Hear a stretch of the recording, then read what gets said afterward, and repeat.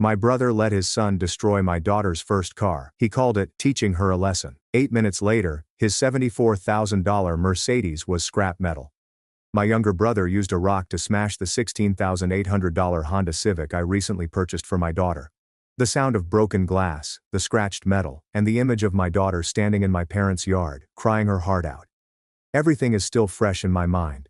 Why would my brother do that? How did my family react when they saw that scene? Let's get into the story. Before we get into the details, let me express my heartfelt gratitude. Thank you for taking the time to listen to this story. Hello everyone. I am Michael, 47 years old. I'm a senior software engineer at a technology firm in Sacramento, California. The story I'm going to tell today took place 3 years ago, around Christmas. And even now, when I think about it, I get emotional. Perhaps it is anger that has cooled down with time. Perhaps it's sadness over a long-broken family relationship. The date was December 23rd, Christmas Eve. As is customary, my family returned to my parents' home in Stockton for the annual Christmas celebration. My parents had invited approximately 18 people, which included close and distant relatives as well as a few close neighbors. My wife and I left Sacramento for Stockton around 3:30 p.m. My 17-year-old daughter Emily drove the 2019 Honda Civic behind our car. I had just bought her that car for nearly $16,800 3 months before, to ensure she had transportation to school. The car was neither fancy nor expensive, but it was Emily's first vehicle. She cherished it like a treasure. Every weekend Emily would carefully wash and maintain the vehicle. She even named it Silver after the shiny silver paint. Throughout the drive I would occasionally check the rearview mirror to see if Emily was keeping up. She drove cautiously, always maintaining a safe distance behind us. I was so proud to see my daughter drive so confidently. On the way there, my wife Rebecca discussed the gifts she had prepared for my parents. The atmosphere in the car was pleasant and cheerful. I had no idea that in just a few hours, my joy would be cruelly crushed. We got to my parents' house around 5:45 in the afternoon. I parked in front of the yard, and Emily had just parked her Honda Civic directly behind me. She exited with a smile and dashed into the house to greet Grandpa and Grandma. Mom was standing at the door at the time, and when she saw us, her face lit up. She hugged Emily tightly, her voice filled with love, and said, "Here's my granddaughter. I missed you so much. Are you doing well? How is school going?" Emily smiled brightly and answered Grandma excitedly, "I'm doing great. I just completed my semester exams. Grandma, you got really high grades." Dad exited the living room at the same time. He smiled and nodded to greet me before gently patting Emily's head. He was a serious man who rarely expressed emotion, but with Emily, he always made the most loving gestures. Going inside, I noticed that some relatives had already arrived. I noticed Aunt Susan, Mom's younger sister, chatting with Uncle Robert. A few neighbors were also present, sitting around the table as Mom prepared food. And then I saw my younger brother Jason. He was standing in the corner of the living room, holding a glass of wine and talking to his wife Megan. Tyler, Jason's 14-year-old son, was standing next to them, with bleached blonde hair and an arrogant expression on his face. When Jason noticed me, he just nodded briefly and returned to his conversation. Jason is 2 years younger than I am. He now owns a small electronics store in Modesto. His business isn't bad, but Jason is constantly bragging and comparing himself to others. The new Mercedes worth nearly $74,000 parked outside was the most obvious example of this. I had a bad feeling as soon as I saw Emily's Honda Civic parked next to Jason's Mercedes. Jason's eyes swept over Emily's car with disdain, while Tyler looked at it with strange interest. The Christmas dinner began at approximately 6:30 p.m. Mom had prepared a lavish feast featuring roasted turkey, mashed potatoes, Caesar salad, garlic bread, and a variety of other traditional dishes. The delicious smell of food filled the house, mingling with the guests' lively chatter and laughter. For the first hour or so, everything went smoothly. I sat next to my wife and talked with relatives I hadn't seen in a long time. Emily sat at a table with her younger cousins, talking about school and extracurricular activities. Tyler, Jason's son, kept looking over at Emily with a curious expression. That 14-year-old kid seemed very interested in the Honda Civic. He even got up and went out to the front porch several times, most likely to admire the car from a distance. Around 7:20 p.m., I was sitting in the living room with Uncle Robert discussing the real estate market when I heard a blood-curdling scream from the yard outside. Emily screamed. My heart felt like it had stopped beating in that moment. I jumped out of my chair and dashed for the front door. My wife Rebecca followed closely behind me. The other guests rushed outside to see what was going on. When I ran out to the yard, the scene in front of me made me freeze, as if someone had slapped me in the face. Emily's Honda Civic was completely smashed up. The windshield had shattered. The hood was dented with deep gouges. Both headlights were completely broken. The shiny silver paint was now covered in long scratches. My daughter Emily was standing next to the car, sobbing. Her entire body shook with fear and anger. Emily ran up to me, crying, her voice choking and broken. "Dad, Dad, my car. My car was smashed." When I saw my daughter crying, I ran over to Emily and hugged her tightly. She sobbed on my shoulder, her entire body shaking. Even though my blood was boiling, I tried to remain calm while asking my daughter, "Who did this? Tell me." Emily looked up at me, her eyes red with tears. She pointed to Jason and Tyler, who were standing a few meters away. Her voice was both angry and distressed. "Uncle Jason and Tyler wrecked my car. They smashed my car right in front of me, Dad." Hearing Emily's words, I let go of her, turned around, and charged at Jason with uncontrollable rage. As soon as I got close to Jason, I grabbed his collar and pulled him towards me. My face was only inches away from his, and I screamed with rage. "Why? Why did you do that? Are you crazy, Jason?" Jason was taken off guard by my actions. He tried to struggle, but I refused to let go. For a brief moment, his eyes were filled with panic, but he quickly regained his composure and pushed my hands away with a fake outrage. He kept yelling, "Let me go! What is wrong with you? Why are you touching me?" Relatives rushed in to break things up. Uncle Robert and a neighbor drew me away, while Aunt Susan helped Jason stand up straight again. The atmosphere was unbearably tense. In the midst of the chaos, my father stood out from the crowd. His expression was stern, and his sharp eyes swept over each person. He stood between Jason and I, his voice deep and authoritative. He inquired loudly, "What's going on here? Can someone explain this to me?" Jason spoke up first. He said in a false victim voice, pointing at Emily, "You should ask that Emily girl over there. She's being selfish with her family. She even insulted and challenged Tyler and I." Hearing Jason say that made me so angry that I wanted to rush over and punch him right away. But Uncle Robert was still holding my arms tight and not allowing me to move. I gritted my teeth and fired back at Jason. "You are lying. My daughter would never insult or challenge others." Emily was standing next to my wife when I noticed her.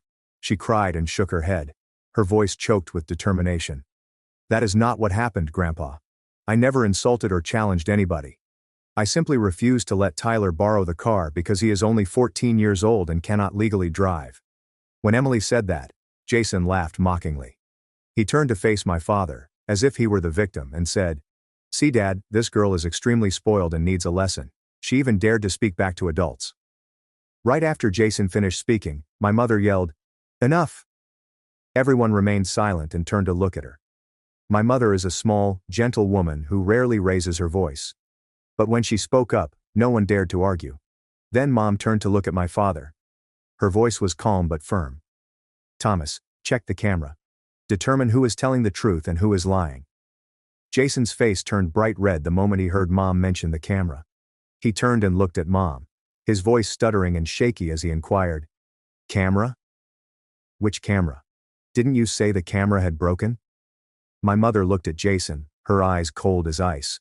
She nodded slowly and responded in a calm tone. "That's correct. It was broken, but I had it repaired a week ago." Jason stammered, his voice trembling, and asked, "Why? Why haven't you told me?" My mother crossed her arms, raised an eyebrow at Jason, and inquired directly, "Why should I tell you? Do you want to control me, or do you want me to tell you the color of my poop every time I use the restroom?" Mom's words caused the guests to laugh. Despite the tense situation, a few people attempted to cover their mouths, but laughter still escaped. Jason stood there like a statue, his face pale white, unable to say anything. Dad did not say anything else after receiving Mom's command. He launched the camera app and displayed the video from the security camera. Everyone remained silent and focused on the screen. The atmosphere was so tense that I could hear my own heartbeat. The video began playing. The image was clearly visible under the front porch light. In the video, Jason was standing in front of Emily's Honda Civic, his expression unreadable. Tyler walked around the car, touching everything from the door handles to the rearview mirrors. The child even opened the car door and sat in the driver's seat, both hands gripping the steering wheel with an excited expression on his face. Then Emily approached, her voice polite but firm. "Tyler, get out of the car. I do not like people sitting in my car without permission." Tyler did not bother listening. The kid turned to Emily and demanded, "Give me the keys. I'd like to drive around the block." When Emily heard Tyler's unreasonable request, she shook her head and said, "No way. You're only 14. You do not have a license.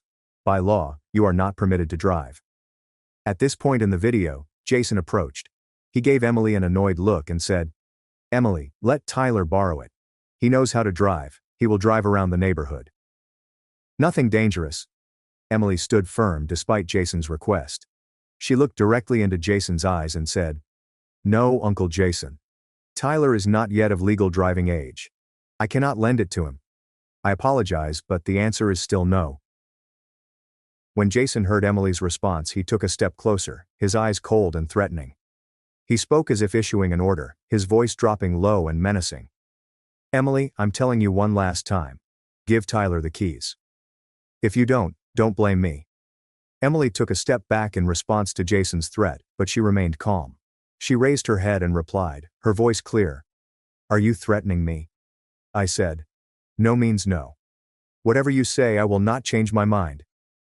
Jason lunged at Emily with a fierce look after that statement, but she was faster, running around the corner to get away from the car.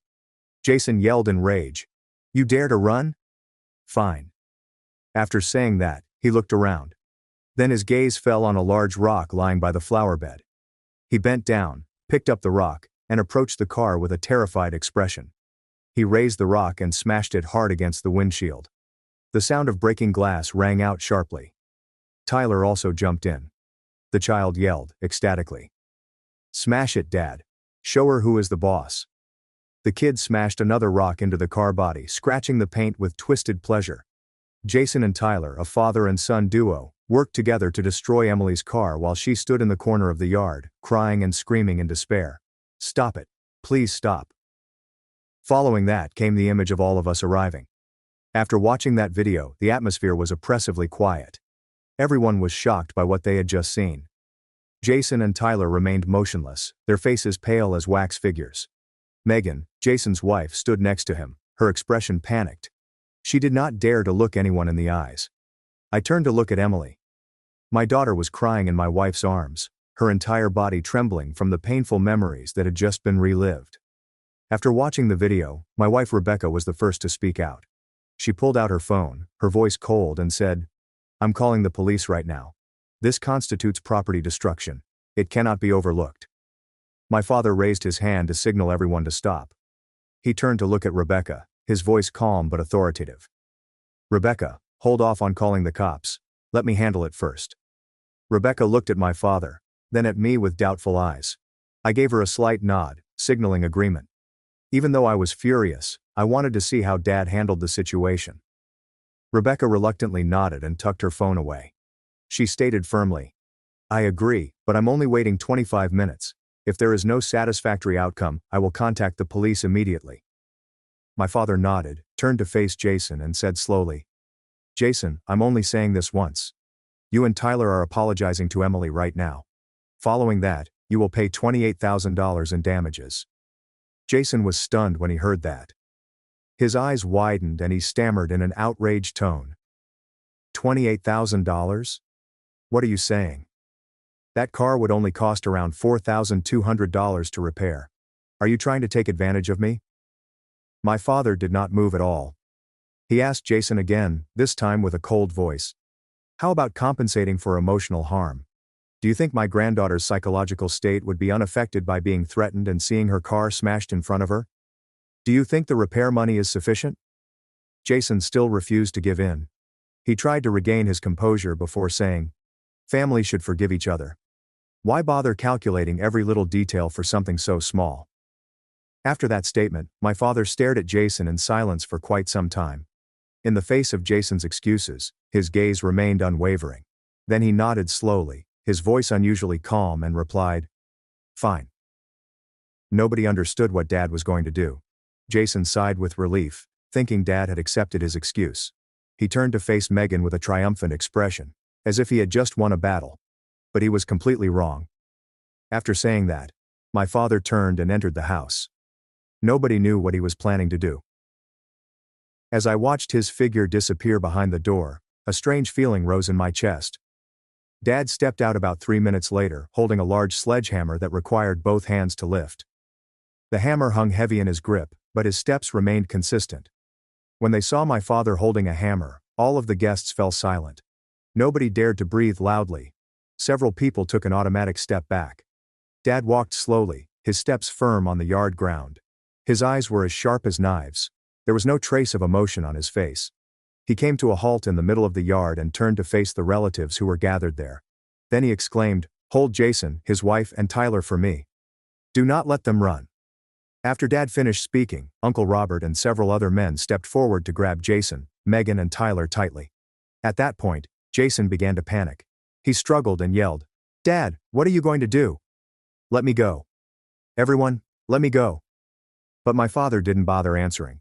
He walked straight toward Jason's new Mercedes, which he had purchased a few months ago for nearly $74,000, and boasted about it to all of his relatives. Standing in front of the Mercedes, my father raised the sledgehammer high. Then he swung down. The sound of metal clashing rang out loudly, piercing the quiet Christmas night air. The Mercedes hood was dented, leaving a deep crater. After Dad's action, Jason screamed like a wounded animal. "No, this is my car. Stop." "Dad, are you crazy?" Megan also shrieked, her voice shrill and piercing. "Please stop, Dad. The car costs $74,000. What are you doing now?" Tyler yelled, "Grandpa, don't smash the car anymore." But my father did not stop. He continued to swing the hammer with incredible strength. He smashed the car doors, the headlights, and everything else within reach. Each hammer blow was like a judgment on Jason's actions. On Christmas night, the sounds of metal breaking, glass shattering, and Jason screaming combined to create chaotic music. 8 minutes later, the luxurious Mercedes had transformed into an unrecognizable pile of scrap metal. Glass shattered, body dented, and headlights were destroyed. The $6,500 car had become a pile of junk. Jason nearly collapsed in the arms of his relatives. He screamed in a desperate and furious tone, "Dad, why did you do that? Why did you smash my car?" At that point, my father moved closer to Jason, his voice terrifyingly calm, each word like a nail hammered into his heart. "Family members should forgive each other. You said it yourself." Jason stood there trembling. He screamed, his voice filled with hatred. "Do you think you're done after that? I'll call the cops. You destroyed my property. My car cost 4 times more than that girl's. You'll need to pay." My father didn't appear worried at all. He smiled lightly, mockingly, and responded sarcastically, "Oh, why are you being so selfish and calculating with your own father? You just said that families should forgive each other. Why are you changing your tune so quickly?" Jason was speechless after that statement. He opened his mouth to speak but couldn't get anything out. My father continued to speak calmly. "Besides, I did not destroy your car. Who will testify to that?" Jason's eyes widened as he pointed at the guests standing around, his voice almost screaming. "Everyone witnessed it. You smashed my car in front of all 18 people here." After Jason finished speaking, my father turned to look at the relatives with thoughtful eyes. He asked calmly, "Did anyone see me smash the car?" Uncle Robert was the first to speak up, shaking his head in a fake innocent manner. "I did not see anything. I was looking elsewhere." Aunt Susan nodded in agreement, keeping her voice low. "I agree. I only saw Jason smash his own car. He must be experiencing a breakdown." The other guests spoke up one by one. Their voices rang out in succession. "I did not see anything." Mr. Thomas was standing still in one place. Jason was smashing his own car. He must be mentally ill. Jason turned pale at the betrayal of those around him. He turned to face Megan, his voice desperate. "Honey, you saw it. You testify for me." Megan stood there, trembling. She looked at her husband, then at her father-in-law, and finally at the relatives who were looking at her with warning eyes. Finally she dropped her head and remained silent. At that point, my father moved closer to Jason, his voice low and each word like an axe blow. "Oh, and my camera also broke. What a coincidence." Jason stood motionless, his face as pale as paper. He knew he had lost everything. After things had settled down, my father approached Emily. Dad placed his hand on Emily's shoulder and spoke softly. "Emily, I'm sorry. I should have protected you better." Emily looked up at Grandpa. She shook her head and choked out. "It's not your fault, Grandpa. Thank you for standing up for me." My dad smiled and told Emily, "I'm going to buy you another car. $22,000. You can choose whatever car you want. We'll sell that old car to a used car lot for whatever price we can get. Deal?" Emily's eyes widened with surprise. She looked at Grandpa, then at me as if requesting permission. I nodded at my daughter, indicating agreement. Emily hugged Grandpa tightly, her voice filled with joy and emotion. "Thanks, Grandpa." "Thank you very much." My father patted his granddaughter's head, his eyes gentle but filled with sadness. Jason witnessed the scene from a few meters away. He stammered and asked, "Dad, how about my car? You're buying her a car while not compensating me for mine?" My father turned to look at Jason. His voice hurt without sympathy as he replied, "Fix it yourself." Jason couldn't believe what he'd just heard. He stammered, his voice filled with indignation. "Dad, you are playing favorites. You're giving your granddaughter $22,000 while telling me to fix my own car." My father moved closer to Jason, standing face to face with him. He asked, "Playing favorites? How? Emily is my granddaughter, so giving her money is the appropriate thing to do. As for you, you're just an outsider who happens to share my DNA." Jason stepped back, as if someone had punched him in the chest.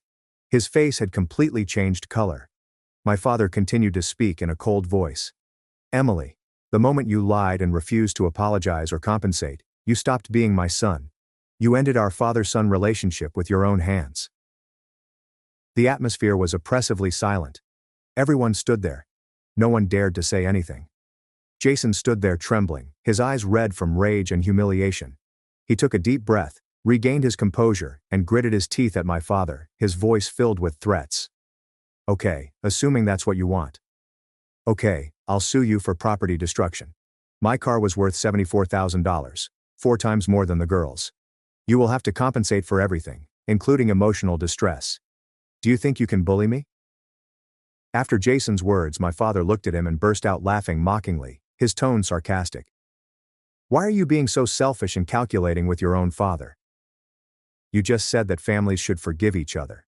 Why would you want to sue me now?" Jason gritted his teeth and exclaimed, "This is different. You destroyed my property. I have the right to be compensated." My father nodded slowly, his voice calm as if he were talking about the weather. "Yes, go ahead and sue. But keep in mind that I also have the video of you and Tyler smashing Emily's car. Do you want me to share it on social media?" Jason turned pale when he heard this. He stammered, "You wouldn't dare." My dad immediately cut him off. His voice was cold as ice. "Your customers will be pleased to see you threatening a 16-year-old child and smashing her car simply because she refused to let your son borrow it.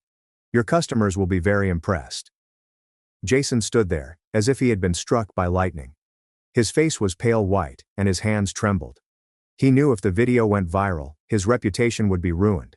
His electronics store would lose customers, and the career he had built over the years would collapse. Megan took a step closer to her husband. She grabbed Jason's arm and, in a panicked voice, whispered, "Let's go, honey. Don't make this any bigger. Let us go home." Jason looked at his wife, then at my father, and finally at the relatives standing around with cold eyes. He realized he'd failed. With a hateful tone, he said, "Fine, I'll never return to this house again. Consider that you do not have me as a son. We will end our relationship from now on." My father looked at Jason, his expression devoid of emotion. He nodded slowly and said in a cold tone, "Good. I've been waiting for you to say that for a long time, but please don't come back here crying and begging later. This door is permanently closed to you." Jason gritted his teeth. He turned to me with hatred in his eyes, growling, "Don't expect me to forgive you either, Michael. You and your daughter will pay for what happened today." I looked straight into Jason's eyes and said, "I don't need your forgiveness, and if you dare to touch my daughter again, I will not just call the police." Jason opened his mouth to speak, but Megan had already pulled him away. She turned to call Tyler with an urgent tone. "Tyler, follow me. We are leaving right now. Tyler hurriedly followed his parents. The kid didn't dare to look at anyone, his head hung low. Jason's family summoned a taxi and departed into the cold Christmas night. His smashed Mercedes lay there as a reminder of what had occurred. After Jason and his family left, the party's atmosphere gradually returned to normal. My mother walked over to Emily, hugged her granddaughter and whispered in her ear with love. "My granddaughter is excellent. You did the correct thing. Do not be sad anymore." Emily nodded, hugged Grandma tightly, and spoke softly. "Thanks, Grandma." A few seconds later, my father signaled to everyone to continue the party. He said calmly, "Okay, it's over now. Everyone continue eating and drinking. Today is the night of Christmas. Don't let unpleasant things spoil the party." Despite the tense atmosphere, people gradually returned to the party. Laughter and conversation resumed, albeit not with the same vigor. At that moment I approached Dad, placed my hand on his shoulder and said, "Thank you, Dad." My father looked at me, his eyes gentle but tinged with sadness. He sighed and admitted to me, "I failed in raising Jason. He became that way because of my mistakes. But I couldn't let him harm my granddaughter." I nodded. An indescribable emotion is rising in my heart. I realized how difficult a decision Dad had to make. Giving up your own child is never easy, no matter how bad the child is. 4 days after the Christmas party, my father drove a dark blue 2023 Honda Civic to my Sacramento home. Emily was sitting in the living room doing her homework when the doorbell rang. She dashed to open the door and froze when she noticed Grandpa standing there with the car keys. My father smiled at Emily and said, "Here's your new car. I promised, didn't I? Go take a look." Emily screamed with joy. She dashed to the yard and gazed at the new car with wide eyes. She turned back to hug Grandpa tightly, her voice choked from emotion. "Thank you, Grandfather. Thank you very much. I'll take very good care of it."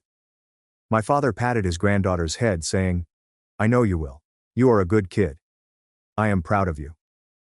After that, Dad came inside to join Rebecca and me for tea. He explained that Jason had sent people to tow away the wrecked Mercedes the day before. Dad sighed and spoke to me, his voice heavy with weariness. He didn't say anything to Mom or me. Just sent people to get the car and then left. "Your mother is depressed, but she realizes this was the right decision." I nodded and asked, "Do you regret it, Dad?" Dad remained silent for a long time. Then he slowly shook his head and said, "No, I do not regret protecting my granddaughter. My only regret is not raising Jason better when he was younger. If I had been stricter, he might not have turned out like this." I didn't know what to say, so I put my hand on Dad's shoulder for comfort. 3 years have passed since the fateful Christmas night. Jason has never returned to my parents' home. He kept his promise, or perhaps it was a threat that he would never return here again. Tyler, Jason's son, also does not visit his grandparents. The child is now 16, but he has never shown up for any family events. In fact, when my mother accidentally ran into Tyler at the supermarket a few months ago, she approached him to say hello. But the kid simply looked at her with cold eyes and said contemptuously, "You're not my grandmother. Do not claim to be." My mother stood there as if someone had slapped her across the face. Tyler turned his back and walked away, and she watched in silence. Her eyes were red, but she did not shed a single tear. When Mom told me about it, her voice was calm, but I could feel the deep pain in her heart. She sighed and told me, "I don't blame him. He is still a child, being raised in this manner by his parents. What does he know?" I feel bad for him. I didn't know how to comfort Mom. I could only say, "Do not be sad, Mom. You still have Emily and me." Mom nodded and smiled at me, but I could tell she was hiding a pain that couldn't be healed. Looking back over the past 3 years, I've learned 5 important lessons. Lesson 1. Teach children to say no and respect their boundaries. Never allow family or societal pressure to force you or your children to act inappropriately. Lesson 2. Excessive spoiling produces spoiled children. Teach children that they cannot have everything they want, and that being told no is a normal part of life. Lesson 3. Never use the word family as an excuse to bully others. A true family is not one in which people can hurt each other without repercussions. Family love must be founded on mutual respect. Lesson 4. Actions speak louder than words. Sometimes you have to make difficult decisions to protect the people you care about. The final lesson is that the consequences of bad actions will follow you throughout your life. You cannot turn back time, so think carefully before acting. My family's current situation is relatively peaceful. Emily is now 19 and preparing for college. She still drives the Honda Civic that Grandpa gave her, and every time she mentions it, she remembers him with gratitude. My parents still live in the house in Stockton. They're still healthy, though I can see sadness in their eyes when someone accidentally mentions Jason. Jason is still in Modesto, running his electronics store. We no longer communicate and are unlikely to do so in the future. Despite the fact that many people supported us, some continued to criticize my family. They claimed Emily was too selfish, which caused the family drama. They said my father played favorites with Emily.